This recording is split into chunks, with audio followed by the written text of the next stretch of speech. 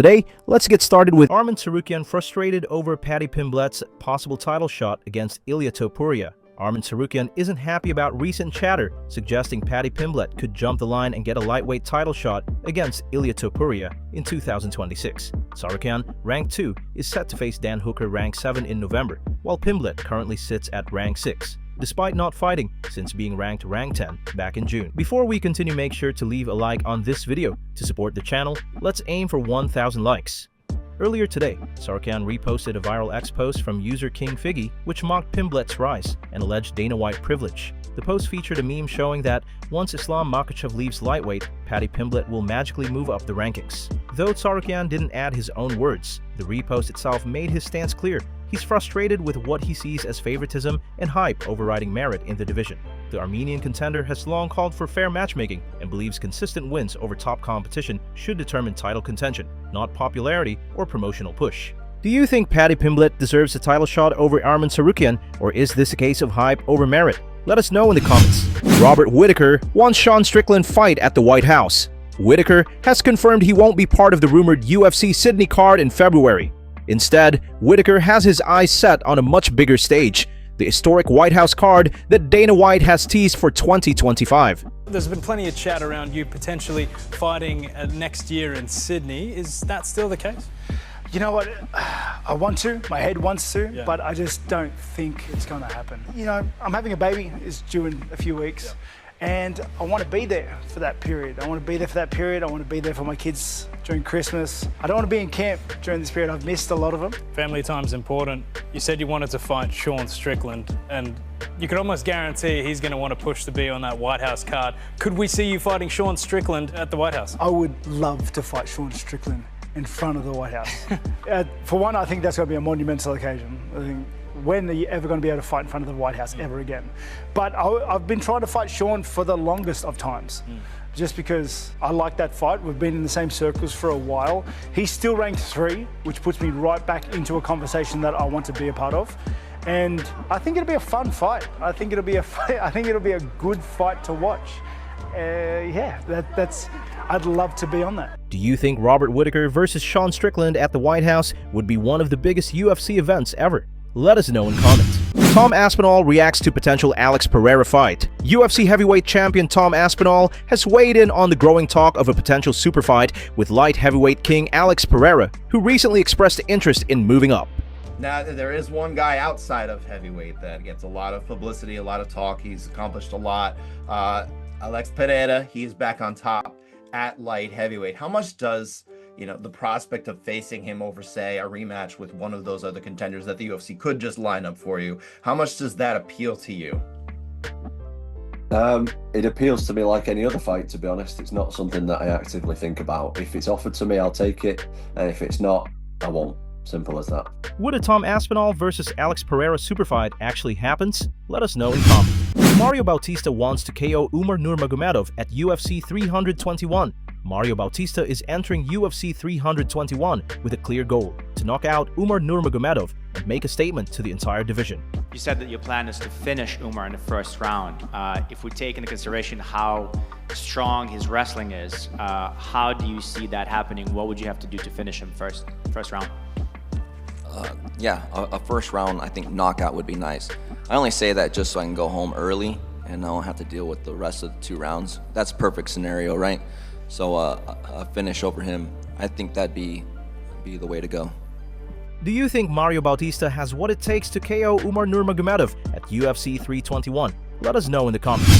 Ciryl Gane on Alex Pereira moving to heavyweight. Ciryl Gane has shared his thoughts on Alex Pereira's potential move to the heavyweight division, and while he respects the Brazilian's power, he isn't overly concerned about facing him. There's a lot of talk in the division about light heavyweight champion Alex Pereira moving up one day, seeking a 3rd division championship. Do you believe Poatan will be a threat to the title if he chooses to move up?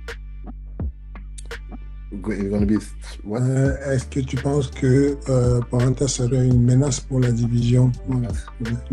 Yes, of course. Yeah. Of course, he's a really huge striker. He's from kickboxing, and I know he can do very well. I saw he improve I don't know how you say that's not improved, but his weight is more and more bigger. Like, so I think it's legit to go also on the heavyweight division. So yeah, it will be really crazy if I win this fight to fight him again. So Very interesting. Could Alex Pereira dominate if he moves up to heavyweight? Let us know in the comments. Brendan Allen wants to fight Dricus Du Plessis. Fresh off his big win at UFC Vancouver, middleweight contender Brendan Allen revealed that he's had his eyes on Dricus Du Plessis for a long time, and he's not buying into the South African's hype. Outside of everything being a perfect world for everyone, it would be me and Dricus, I think. I mean, that's a good fight too, because everyone else in top 5 you've seen before, Dricus you have not. So is that a fight that excites you at least? Yeah, for sure. I've wanted to fight him for a while, so getting that fight would be really nice. And he's also a guy, like, I've always wanted to fight him because of, one, I don't think he's the hype that he had, and we've seen that with Chimaev. Not that I have the same game plan or anything like that, but also another thing that really excites me to fight a guy like that, it makes me nervous, but it excites me because I know the nerves will bring out the best version of me, is that he comes to fight and he's very good at making it a fight. He's not going to run. He's not going to try to hold you. He's not going to try to do, like, he's trying to fight you. So for that excites me, and that's something that I'm the same way. So I think it puts on a great show for everyone, but it just excites me to train for that. And again, it makes me nervous, you know, because he could catch me. He could beat me with something crazy that he does, but it excites me to know that he's going to come to fight. He's coming to hurt me. Like, I like that. Like, I like that nervous feeling. Do you think Brendan Allen can beat Dricus Du Plessis if they face off? Let us know in the comments. Umar Nurmagomedov says he gassed out against Merab due to a broken hand. Following his unanimous decision loss to Merab, Umar revealed that a serious hand injury affected his performance inside the octagon. Merab is known for having the best cardio that anyone has ever seen. Did you get tired against him? It's to be honest, I think I don't tire it like too much more than him, but you know, when you broke something in your body to beginning to give it to you like some adrenaline, do something with your body to close this injury, you know, to take this pain, and he's good, and we can't tell he's not good, you know, and a lot of things happen, and we'll see next time. I think I will close a lot of questions in next fight. Do you think Umar Nurmagomedov could have beaten Merab if his hand wasn't injured? Let us know in the comments. Nickal clarifies his past comments about Khamzat Chimaev. Nickal recently addressed the remarks he made in the past about ragdolling Khamzat, clarifying that his comments were strictly about wrestling, not MMA. What did you learn from Khamzat Dricus? I think wrestling works. Yeah. So it's effective. You know, I think that, yeah, if you're going to be a world champion, you probably should know how to wrestle. We did have Chael on not that long ago, and he predicted that Bo Nickal versus Khamzat would be on the White House card. What do you think? Is that possible? Maybe. I don't know. I got to win some fights. So, you know, he's the champ. He's #1, and I'm not even in the rankings. So, you know, I got to win some fights, and we'll see.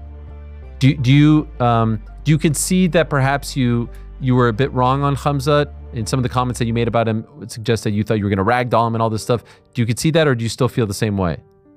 Well, all the comments that I made about ragdolling him were in a wrestling match. I still feel like, yeah, if we're to do a freestyle or collegiate style wrestling match, it's not competitive. It's not close.